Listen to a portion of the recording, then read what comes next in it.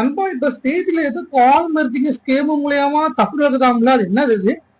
நல்ல கேள்வி கேட்டீங்க நண்பா. அந்த கால் மெர்ஜிங் ஸ்கீம் மூலியமா யாரு பேங்க் அக்கௌண்ட்ல உள்ள பணத்தை வேணாலும் லவுட்டி போடலாமா?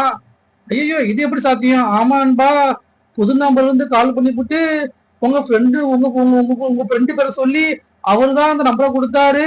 இப்ப அர்ஜென்ட்டா வேற நம்பர்ல இருந்து கால் பண்ணுவாராம். அந்த காலையும் அப்படியே இந்த லைன்ல இருந்தபடியே மெர்ஜ் பண்ணி விடுங்கம்பாங்க. நீங்க இந்த காலை மட்டும் மெர்ஜ் பண்ணி விட்டீங்கன்னு வச்சுங்களேன், உங்க உங்க அக்கௌண்ட்டுக்கு வர ஓடிபி அவங்க பயன்படுத்தி உங்க அக்கௌண்ட் உள்ள பணத்தை லவுட்டி விடுவாங்க. ஐயோ, இப்ப இல்லாம அக்கௌண்ட் உள்ள பணத்தை எடுக்கிறாங்க. ஐயோ ஆமான்பா, நம்ம தான் உசாரம் இருந்துக்கணும். புது நம்பர்ல இருந்து யாரும் கால் பண்ணா நம்ம கொஞ்சம் கவனமா இருக்கணும். சரி நண்பா, தப்பு எடுத்துட்டு என்ன பண்றது?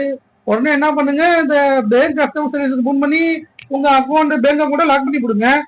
அப்புறம் இந்த சைபர் கிரைம்ங்கிறாங்க, அந்த நம்பர் 1930 அதுக்கு ஃபோன் பண்ணி கம்ப்ளைண்ட் கொடுத்து கொடுங்க. நம்பர் வந்து 1930 மறந்துவிடாதீங்க.